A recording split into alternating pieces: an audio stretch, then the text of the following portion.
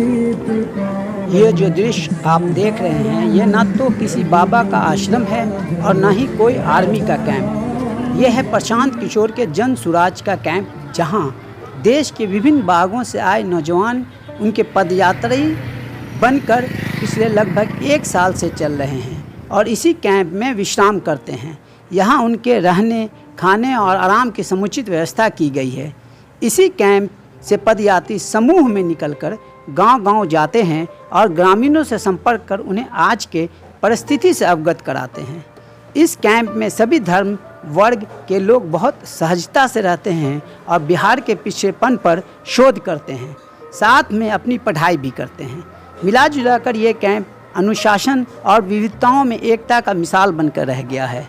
आपको बताते चलें कि पूर्व राजनीतिक सलाहकार एवं IPAC मीडिया के संयोजक प्रशांत किशोर ने एक ऐसा फैसला लिया है जो भविष्य में बिहार के राजनीतिक दिशा और दशा को बदल सकती है। दरअसल विभिन्न राजनीतिक दलों के सलाहकार श्री किशोर ने बिहार के दुर्दशा को काफ़ी नज़दीक से देखने और इसके बदहाली का विश्लेषण करने के बाद ये निर्णय लिया है कि बिहार के गरीब, किसान, मजदूर, छात्र, व्यवसायी, महिलाएं जो आज सबसे ज़्यादा महंगाई, बेरोजगार और शोषण से परेशान हैं, उन्हें इस बीमारी से बाहर निकालना होगा। और ये तभी संभव है जब ये सब बातें समाज के निचले पायदान पर रहने वाले लोगों को समझ में आएगा। इसलिए उन्होंने पिछले साल 2 अक्टूबर से पद यात्रा की शुरुआत की, जो चंपारण से होते हुए अभी समस्तीपुर तक पहुंच चुकी है। उनके साथ साथ पूरे बिहार से आए हजारों युवक यात्री बनकर उनके कांधों से कांधे मिलाकर और गांव-गांव जाते हैं और वहां के लोगों को बिहार के दुर्दशा के बारे में बताते हैं और इस दुर्दशा से कैसे निकला जाए ये भी बताते हैं। उनके इस पदयात्रा से भारी मात्रा में महिलाएं और युवा आकर्षित हो रहे हैं। जगह जगह उनका खुले दिल से स्वागत हो रहा है। उनके मेहनत के फलस्वरूप ही जन सुराज ने बदलाव का एक नया आयाम रचा है। देखते हैं आने वाले समय में उनकी कोशिश कितनी रंग लाती है और बिहार में कितना बदलाव होता है। वॉइस ऑफ इंडिया के एडिटर चीफ हसीब अहमद ने इस कैंप में जाकर पूरे कैंप का जायजा लिया और ये देखकर बहुत ही उन्हें अच्छा लगा कि इस कैंप में सोने से लेकर खाने से लेकर सभी चीज़ की समुचित व्यवस्था है। और यहाँ जो युवक आए हैं वो पदयात्रा में भी शामिल होते हैं और अपनी पढ़ाई भी करते हैं और जो स्थानीय युवक हैं वो भी बढ़ चढ़ कर इसमें हिस्सा लेते हैं। एक विशेष चीज़ जो देखने में नज़र आई, अनुशासन। प्रशांत किशोर ने इस कैंप में आए हजारों युवक को अनुशासन का एक ऐसा पाठ पढ़ाया है जो बाहर से ही देखने में दिख जाता है। वहाँ के युवाओं का उठना, वहाँ के युवाओं का नाश्ता करना, वहाँ के युवाओं का पढ़ना, वहाँ के युवाओं की यात्रा में भाग लेना, ये सभी अनुशासन से ओतप्रोत होकर के होता है और कहीं भी किसी को कोई बात कहनी नहीं पड़ती है। सब लोग ऑटो मोड में होते हैं। और वॉइस ऑफ इंडिया की टीम ने यहाँ आए हुए युवकों से बात की और ये जानने की कोशिश की कि आखिर वो इतने दूर से अपनी पढ़ाई छोड़ के, अपना रोजगार छोड़ के क्यों इस पदयात्रा में शामिल हुए हैं। बहुत सारे युवाओं से बात करने के बाद इस निष्कर्ष पे निकले कि इन युवाओं को भी अपने बिहार में की बदहाली का एहसास है और वो भी यहाँ बदलाव चाहते हैं और इस बदलाव को लेकर उन्हें प्रशांत किशोर ही एकमात्र ऐसे व्यक्ति लगे जो इस काम को कर सकते हैं, बिहार में बदलाव ला सकते हैं। आइए यहाँ आए युवाओं से बात करते हैं, जानते हैं कि वो क्यों इस पद यात्रा में शामिल हुए हैं। वॉइस ऑफ इंडिया के लिए हसीब अहमद। मेरा नाम VK यादव है। मैं समस्तीपुर ज़िले के दलसिंह सराय प्रखंड के कोनेला गांव का निवासी हूं। मैं दिल्ली में UPSC की पढ़ाई कर रहा था, लेकिन मैंने जब देखा कि प्रशांत किशोर जी जनसुराज पदयात्रा लेकर चले हैं, जो जन जन को जगाने का अभियान है और ये बताने का अभियान है कि बहुत हुआ जाति पर धर्म वोट, बहुत हुआ धर्म के नाम पर वोट, अब जनता की मूल मुद्दों पर वोट होनी चाहिए। अब जनता को जगाकर उनको ये बताया जाएगा कि आप नेताओं के लिए वोट नहीं करें, किसी जाति के लिए नहीं वोट करें, अपने बच्चों के भविष्य के लिए वोट कीजिए, उनके शिक्षा और रोजगार के लिए वोट कीजिए। प्रशांत जी का कहना है कि सत्ता परिवर्तन से कुछ नहीं होगा, व्यवस्था परिवर्तन करना होगा। जब व्यवस्था परिवर्तन होगा तो नीचे से लेकर के ऊपर तक पूरी व्यवस्था बदल जाएगी। आने वाले दिनों में जो हमारे बेरोजगार भाई युवा हैं, जो बेरोजगारी का शिकार हैं, उनको हो सकता है कि उनके पंचायत स्तर पे जिस तरीके से प्रशांत जी बात रख रहे हैं कि पंचायत स्तर पे ही उनके लिए रोजगार की व्यवस्था की जाएगी, जो हमारे बच्चे हैं उनके लिए अच्छी शिक्षा की व्यवस्था की जाएगी। यही सब मुद्दे पे प्रशांत जी निरंतर चल रहे हैं और लोगों को यह जागरूक कर रहे हैं कि आप लोग जुड़िए जन स्वराज के साथ और जन स्वराज की इस मुहिम को आगे बढ़ाइए। पदयात्रा में चल रहे हैं सर। ये जो वर्तमान व्यवस्था है इससे किसी को भी सही से मतलब कि पढ़ाई लिखाई, हाँ शॉर्ट में ही बतला रहा हूँ कि एजुकेशन की जो व्यवस्था है वो पूरी तरह से करप्ट है। लोग महाविद्यालय में जो जा रहे हैं वो सिर्फ 3 ही दिन जाते हैं। एक दिन एडमिशन करवाने के लिए जा रहे हैं, दूसरा दिन एडमिट कार्ड लाने के लिए जाते हैं और तीसरा दिन एग्ज़ाम देने के लिए जाते हैं। बाकी जो है वो किसी भी दिन कॉलेज जाते नहीं हैं। सिर्फ डिग्री बट रही है कॉलेजों में, और सरकारी स्कूल की जो हालत है वहाँ सिर्फ खिचड़ी बट रही है, पढ़ाई दोनों ही जगह नहीं हो रही है जी। तो ये व्यवस्था बदलनी चाहिए और प्रशांत जी जब इस शिक्षा की व्यवस्था को, हाँ ये शिक्षा की व्यवस्था बदला, हाँ बिल्कुल बिल्कुल। बताइए सर, क्या नाम है? प्रकाश मिश्रा नाम है, गया से हूँ मैं। गया से हैं? हाँ गया से। मतलब के गौतम बुद्ध की नगरी। गौतम बुद्ध की नगरी जी। बुद्धम शरणम गच्छामि। ज्ञान की भूमि, ज्ञान की भूमि। बोलिए। याद तो नहीं अभी, याद नहीं। क्या है? देखिए ये जन स्वराज में हम लोग यूथ क्लब ला रहे हैं, बना रहे हैं। हर यूथ क्लब है, कर्पूरी क्लब है, अम्बेडकर क्लब है, जिसमें इसमें अभी क्या है कि भारत में हर जगह परिवारवाद है और जो हम जैसे लोग जो है कभी राजनीतिक में आना चाहते हैं तो उन्हें कोई मंच नहीं मिल पा रहा है, ठीक है। और जातिवाद की बात करें तो जातिवाद हर जगह भरा हुआ है, लेकिन ऐसा नहीं कि वो जातिवाद किसी। चले फिर से, क्या नाम है सर आपका? आनंद अभिषेक। आनंद अभिषेक, क्या करते हैं? यूपीएससी का प्रिपरेशन करता हूँ। तो यहाँ क्यों आए हैं? यहाँ प्रशांत किशोर सर के विज़न को देख के आया हूँ। आपके यूपीएससी की तैयारी पे कोई असर नहीं पड़ेगा? ज़रूर पड़ेगा, लेकिन बड़ा जब लक्ष्य हो, आप बहुत बड़ी बदहाली से जो बिहार इतने सालों से गुजर रहा है, अगर उसके पीछे एक इंसान इतनी बड़ी ताकत, समर्पण, बुद्धि, धन, बल लगाया हुआ है तो हम तो छोटा सा समर्पण कर ही सकते हैं एक सिपाही के तौर पे। मुझे लगा कि जब 10 साल अमेरिका में काम करने वाला व्यक्ति, 5 साल दक्षिण अफ्रीका में काम करने वाला व्यक्ति, आधा दर्जन से ज़्यादा मुख्यमंत्री को कंधा लगाकर मुख्यमंत्री बनाने वाला व्यक्ति, 2014 में प्रधानमंत्री को बनाने वाला व्यक्ति, अपना कंधा लगाकर बनाने वाला व्यक्ति, वो जब पूरे बिहार में लोगों को जगाने के लिए निकला है सड़क पे, गांव-गांव जा रहे हैं, लोगों को जगा रहे हैं, तो मेरा भी एक युवा होने के नाते, इस बिहार के युवा होने के नाते मेरा भी कर्तव्य बनता है कि उसका साथ दो। और मैं ऐसा मानता हूँ कि समाज के लिए लड़िए। अगर समाज के लिए लड़ नहीं सकते तो समाज के लिए लिखिए। समाज के लिए अगर लिख नहीं सकते तो बोलिए। अगर इन सभी भी काम नहीं कर सकते तो कम से कम जो आपके लिए लड़ बोल लिख रहा है उसका साथ दीजिए। और मैं यही कर रहा हूँ। घाघ एक बड़े दार्शनिक हुए इसी भारत की धरती पर। उन्होंने कहा कि मालिक से बहिया बरी, कहे घाघ संतापे मरी। बिहार में जितनी पार्टियां हैं सारी पार्टियां सरकार में रही है।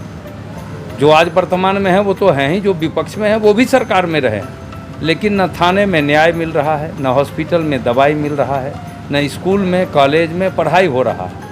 जो गांव में रहते, खेती करते, पशुपालन करते, पशुपालक और किसान बेहाल है, दलाल माला माल है।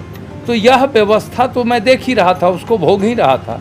तो एक बेटा प्रशांत किशोर जो निकला घर से और यह तय करके जो काम वो करते थे रणनीति बनाने का, जिन लोगों को उन्होंने रणनीति बना के मुख्यमंत्री बनाया, प्रधानमंत्री बनने में सहयोग किया, लेकिन मुख्यमंत्री बदलने से, प्रधानमंत्री बदलने से आम लोगों के चेहरे पर लाली और उनके बाल बच्चों की खुशहाली नहीं आ रही थी। तो लगा कि नहीं, व्यवस्था बदलने के लिए जो काम इस बिहार के धरती पर कभी चाणक्य ने किया 2350 वर्ष पहले, 106 वर्ष पहले गांधी ने इसी चंपारण के भितिहरवा गांधी आश्रम से जिस काम को नए सिरे से प्रारंभ किया, वर्तमान काल परिस्थिति में प्रशांत किशोर जब इसको नए सिरे से आगाज़ किए, लोग आम लोगों से मिल करके और समाज के मदद से नई व्यवस्था बनाने की बात कही, तो शुरू में मैं प्रशांत के समर्थन में नहीं था, क्योंकि प्रशांत जो काम करते थे दलगत राजनीति के लिए सलाह देने का, मेरा मानना था कि इससे लोकतंत्र कमज़ोर होता है। तो मैं 2 अक्टूबर को शामिल नहीं हुआ,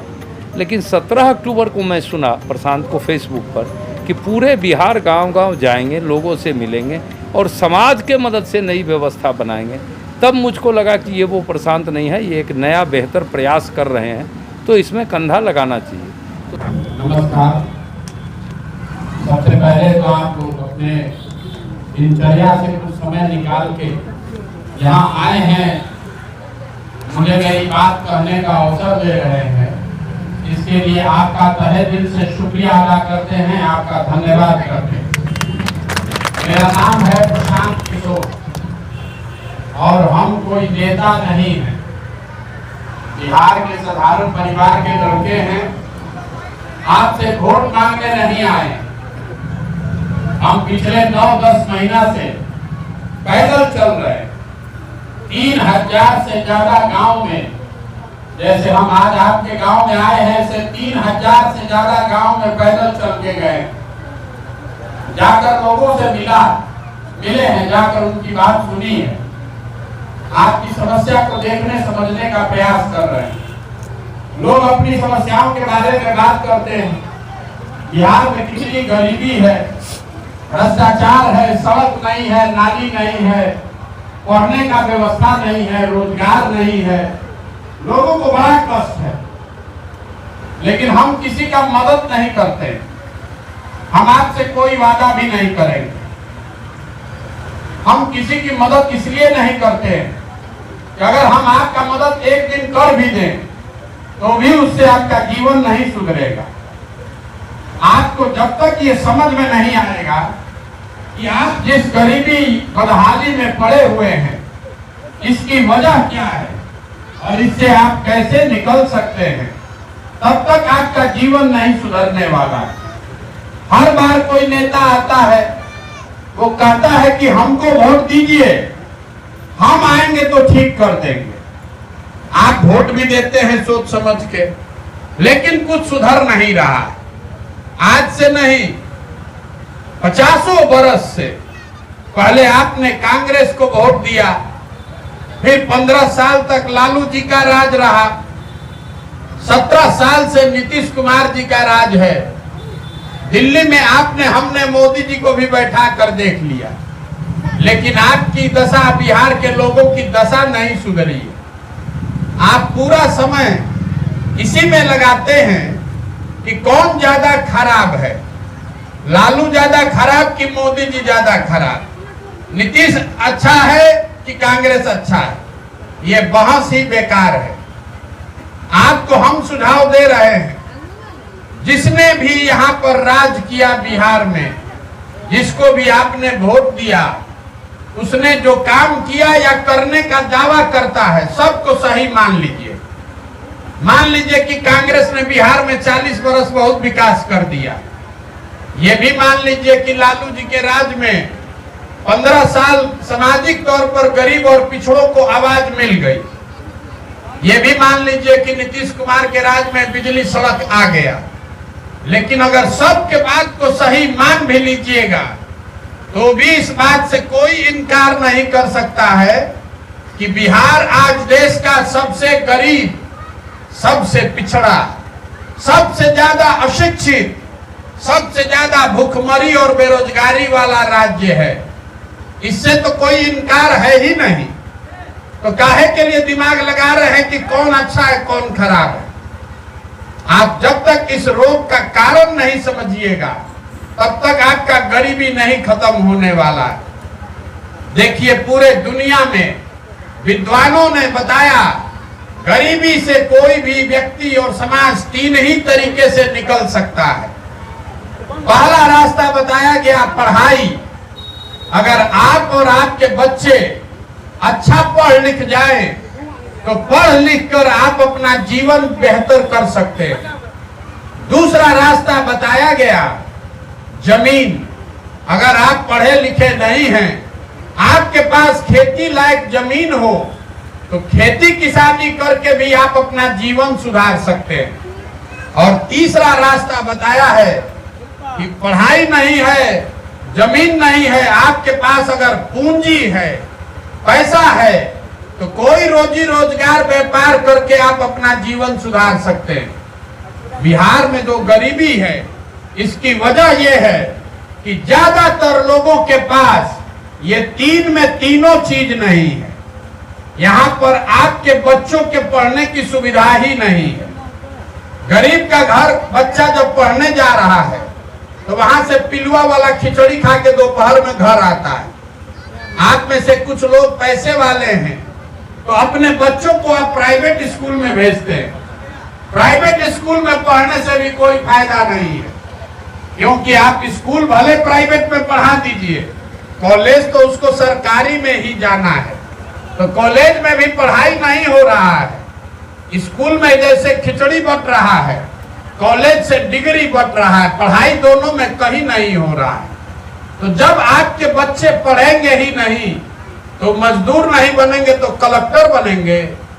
तो पढ़ने की सुविधा यहाँ ज्यादातर लोगों को उनके बच्चों को नहीं है। दूसरा रास्ता हमने बताया जमीन। खेती करके आप अपना जीवन क्यों नहीं सुधार पा रहे हैं? वो इसलिए कि बिहार में आपके अपने गांव, आपके पंचायत में देखिएगा तो आपको पता चलेगा कि 100 आदमी जो रहता है उसमें 60 आदमी ऐसा है जिसके पास 1 इंच जमीनें नहीं है। जमीन है ये नहीं है लोगों के पास। और जो 40 आदमी के पास जमीन है उसमें 35 आदमी ऐसा है जो 2 बीघा से कम का खेती कर रहा है। तो जो लोग यहाँ खेती करते हैं वो कमाने वाली खेती नहीं है, वो खाने वाली खेती है। खेत में आपके उतना ही उपजता है कि आपका और आपके बाल बच्चे का पेट भर जाए। सरकार का आंकड़ा बताता है कि बिहार में 3 से 4% लोग ही खेती से आमदनी कर पा रहे हैं। बाकी लोग खेती करके अपना पेट भर रहा है या खेत में मजदूर है। तो पढ़ाई आपके पास है नहीं, खेती से कमाई का जरिया है नहीं। तीसरा रास्ता हमने आपको बताया पैसा, पूंजी। अगर आपके पास पैसा होता, कुछ नहीं करते, 5 गो भैंसे रख लेते, कोई मुर्गी का फार्म खोल लेता, कोई गांव में फार्चून का किराना का खाद का दुकान कर लेता। वो आप क्यों नहीं कर पाते हैं? वो इसलिए कि बिहार में रहने वाले 100 में 80 आदमी दिन में 100 रुपया भी नहीं कमाता है। तो जब आप 100 रुपया भी नहीं कमाते हैं तो आप खाइएगा क्या, बचाइएगा क्या और पूंजी कहां से लाइएगा? तो आपके पास पढ़ाई है नहीं, जमीन है नहीं, पैसा पूंजी है नहीं, तो गरीबी से निकलिएगा कैसे? जिसको वोट देना है दे लीजिए। सरकार चाहे कोई योजना लेकर चली आए, रोड बन जाए कि बिजली आ जाए, इससे आपकी गरीबी नहीं खत्म होने वाली है। 5 किलो अनाज मिलेगा वो खाइए, लेकिन उससे गरीबी नहीं खत्म होगा। जब तक बिहार में यहाँ सभी के बच्चों के पढ़ने का व्यवस्था नहीं हो, आपके खेती को कमाने वाला खेती न बनाया जाए और घर घर सरकार कर्जा दे के पूंजी देकर व्यवस्था न करे ताकि रोजी रोजगार हर व्यक्ति कर सके, तब तक यहाँ से ये गरीबी नहीं खत्म होगा। तो आप पूछिएगा कि प्रशांत जी अगर यही 3 रास्ता है तो सरकार ये काम क्यों नहीं कर रही है? हम आपको यही बताने आए कि सरकार ये काम क्यों नहीं कर रही है। आपको लगता है कि आपका नेता काम नहीं कर रहा है, वोट आपने ठीक दिया, नेता आपको ठग रहा है।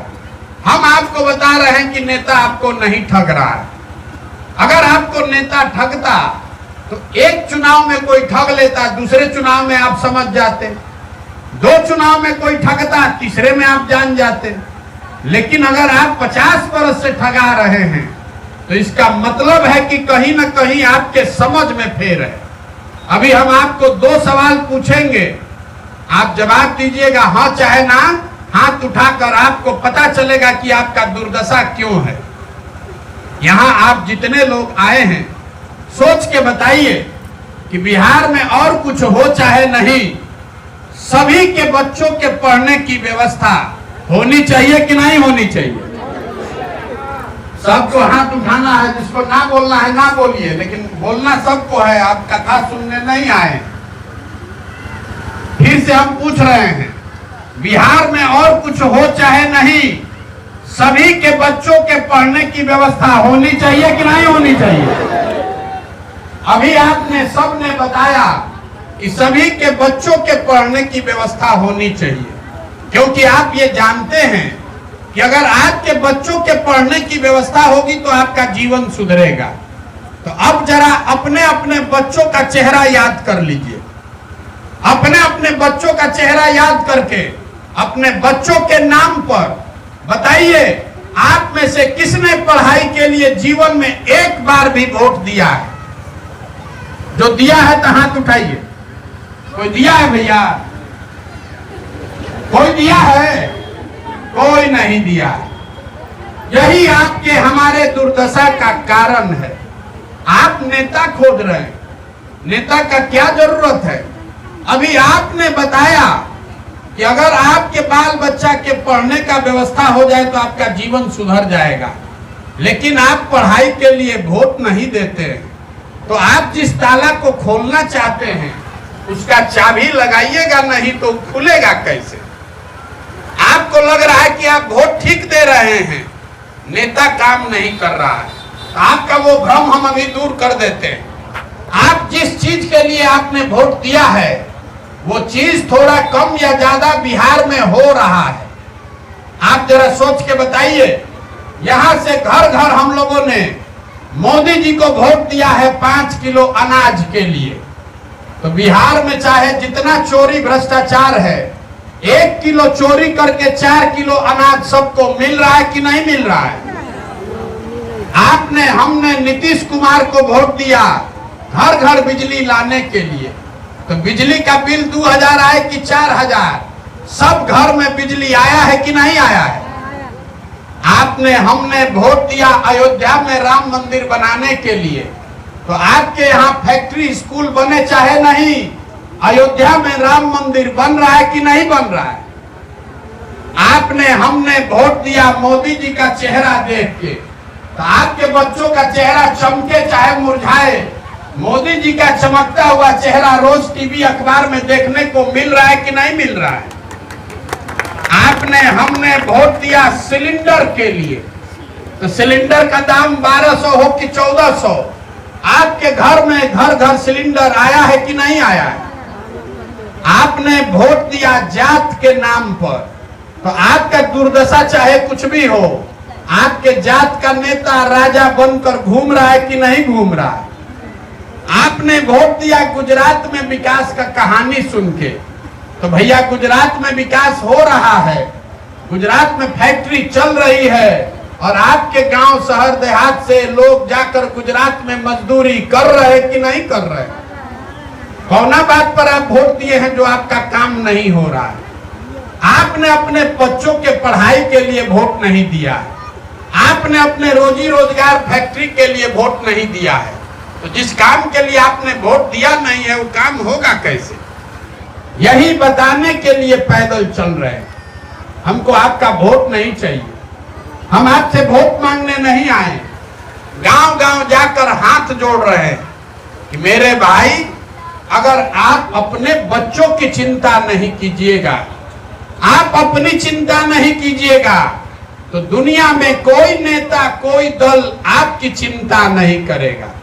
काहे करेगा? आपका बच्चा बिना कपड़ा के घूम रहा है, आपके बच्चे के पैर में हवाई चप्पल नहीं है, आपके जवान बच्चे 10,000 15,000 रुपया के लिए दूर जाकर दूर राज्य में जाकर मजदूरी कर रहे हैं, लेकिन आपको अपने बच्चों की चिंता नहीं है, आपको अपने जात की चिंता है, आपको हिंदू मुसलमान की चिंता है, आपको भारत पाकिस्तान का चिंता है। कभी मोदी जी का वोट मुंह देख के वोट दे रहे हैं, कभी लालू नीतीश का मुंह देखकर वोट दे रहे हैं। कल होकर अगर प्रशांत किशोर का मुंह देखकर वोट दीजिएगा तो भी आपका भला नहीं होने वाला है। बहुत आदमी कह रहा है कि प्रशांत किशोर आए हैं, बहुत होशियार आदमी है, ये बिहार को सुधार सकते हैं। हम आपको बता रहे हैं, एक प्रशांत किशोर को छोड़िए, अगर 10 प्रशांत किशोर आ जाएंगे तब भी बिहार नहीं सुधरने वाला है। जब तक आप नहीं सुधरिएगा तब तक बिहार नहीं सुधर सकता है। आप सुधरने के लिए तैयार नहीं हैं। 5 बरस बैठ के आप गाना गाते हैं, बिहार में जहां चले जाइए, घर में, दलान में, खेत खलिहान, चौक चौराहा पर जहां जाइए, लोग बैठ के बात कर रहा है कि बिहार में कितना गरीबी है, बिहार में कितना भ्रष्टाचार है, यहाँ पढ़ाई नहीं है, रोजगार नहीं है। लेकिन जिस दिन वोट होगा, वोट के दिन ये सारा बात भूल जाइएगा। वोट के दिन बिहार के आदमी को चारे को बात याद है। पहला बात, हमारा जात क्या है और कौन हमारा जात का नेता खड़ा है, उसी को वोट देंगे। जो जात से बच गया वो हिंदू मुसलमान के नाम पर भाजपा को वोट दे रहा है। जो दोनों से बच गया तो कहता है कि भैया कुछ हो जाए, लालू जी का जंगल राज नहीं चाहिए। अरे बाप रे, बहुत अपराध था। जाने दीजिए, रोड नहीं है, पढ़ाई नहीं है, कम से कम कोई अपहरण डकैती तो नहीं हो रहा है। तो लालू जी के डर से जाकर भाजपा को देता है। और चौथा, हम लोग के मुसलमान भाई लोग हैं, ये लोग कह रहा है कि जिए चाहे मर जाएं, भाजपा को वोट नहीं देंगे। तो भैया बिहार में बचा कौन? बिहार में तो दुइये को दल है, एगो मोदी जी का भाजपा, एगो लालू जी का ललटेन। तो भाजपा को दीजिएगा, नहीं तो ललटेने में किरासन तेल बन के जलिए। यही चार चीज पर वोट दिए हैं भाई। तो काहे के लिए माथा पीट रहे हैं कि रोड नहीं है, कि पढ़ाई नहीं है? आपको मालूम है, हमको मालूम है, पूरे बिहार को मालूम है कि यहाँ की जनता कितना भी बात कर ले, हंस के, गा के, गरिया के वोटवा इसी चार चीज पर देगा। तो जब आपको अपने बच्चों की चिंता ही नहीं है, आपको पढ़ाई की, रोजगार की चिंता नहीं है, तो नेता काहे चिंता करेगा? नेता आपसे वोट लेता है, राज कर रहा है। यही समझाने आए हैं। समझिए, जगिए, हमारे लिए नहीं, किसी दल के लिए नहीं, अपने बच्चों के लिए जगिए। आपको यही मंत्र देकर जा रहे हैं। लोग आकर कहता है कि देश के लिए वोट दीजिए, कोई कहता है जाति के लिए वोट दीजिए, कोई कहता है धर्म के लिए वोट दीजिए। हम आपको बता रहे हैं, मेरी बात मानिए, वोट जिसको देना है दीजिए, लेकिन वोट अपने बच्चों के लिए दीजिए। अगर आप अपने बच्चों के लिए वोट नहीं देंगे तो कभी जीवन में आपके बच्चों का कल्याण नहीं होगा। वोट अपने बच्चों के लिए दीजिए, उनके पढ़ाई और रोजगार के लिए दीजिए, तभी बिहार सुधरेगा, नहीं तो सुधरने वाला नहीं है। लोग बता रहा है कि क्या करे भैया, विकल्प नहीं है। अरे मेरे भाई, विकल्प नहीं है तो विकल्प बनाइए। जन सुराज वही व्यवस्था है, ये दल नहीं है। अगर आप अपने बच्चों के लिए नया विकल्प बनाना चाहते हैं तो आप खड़े होइए। आपके पास पैसा नहीं है तो कोई बात नहीं है, जाति धर्म व्यवस्था नहीं है तो कोई बात नहीं है। वो सारी व्यवस्था, चिंता अपने भाई, अपने बेटे प्रशांत किशोर पर छोड़िए, अपने बच्चों के लिए खड़ा होइए, नया विकल्प बनाइए, ताकि आपके बच्चों को भी धक्का नहीं खाना पड़े। अगर आप सजग होइएगा तभी बिहार सुधरेगा, नहीं सजग होइएगा तो ऐसे ही चलेगा। मैंने अपनी बात रखी, आपको समझ में आए तो बहुत अच्छा, और न समझ में आए तो हमारे जीवन पर उससे कोई फर्क नहीं पड़ता है। हम आपसे वोट मांग नहीं रहे हैं, चंदा हम किसी से लेते नहीं हैं। अपना चाय, खिचड़ी, टेंट, तंबू लेकर हम चल रहे हैं। और नजर घुमा के देखिए, अपना एक फोटो भी नहीं लगाते, गांधी जी का फोटो लेकर चल रहे हैं। आप समझिए, जगिए। गांधी जी ने देश को आजाद कैसे कराया? गांधी जी ने आपसे वोट लेकर देश को आजाद नहीं कराया। गांधी जी ने समाज को जगाया। गांधी जी आगे आगे चले, पीछे से पूरा समाज खड़ा हुआ, तब न देश आजाद हुआ। तो अगर बिहार को गरीबी, भ्रष्टाचार से, बेरोजगारी से आजादी दिलाना चाहते हैं तो सबको जगना पड़ेगा, सबको कंधा लगाना पड़ेगा। और नहीं तो 500 रुपया में 5 किलो अनाज पर, नाली गली पर अपना वोट बेचते रहिएगा तो आपके बच्चों का जीवन नहीं सुधरेगा। गांव में हम जाते हैं, कहता है कि मुखिया जी बहुत चोरी करता रहा। मेरे भाई, मुखिया का चुनाव हुआ तो 500 रुपया में वोट बेचे आप, मुर्गा भात खाकर वोट दिए आप, पाउच पी के वोट दिए आप, तो मुखिया चोरी नहीं करेगा तो हरिश्चंद्र बनेगा। गलती आप अगर 500 में अपना ईमान बेच रहे हैं, अगर आप 5 किलो अनाज पर ईमान बेच रहे हैं तो नेता ईमानदार नहीं हो सकता है। इसलिए जगिए, अपने लिए नहीं तो अपने बच्चों के लिए जगिए। अब एक नारा लगाकर हम लोग खत्म करेंगे। मैं बोलूंगा जय बिहार, आपको बोलना है जय जय बिहार, जय बिहार, जय बिहार। यहाँ के आदमी में हतने दम है यार, अपने पूर्वजों के जमीन के लिए एक नारा भी नहीं लगा सकते हैं। आप सोचते हैं कि जीवन सुधर जाए। जय बिहार, जय बिहार, जय बिहार। बहुत बहुत धन्यवाद।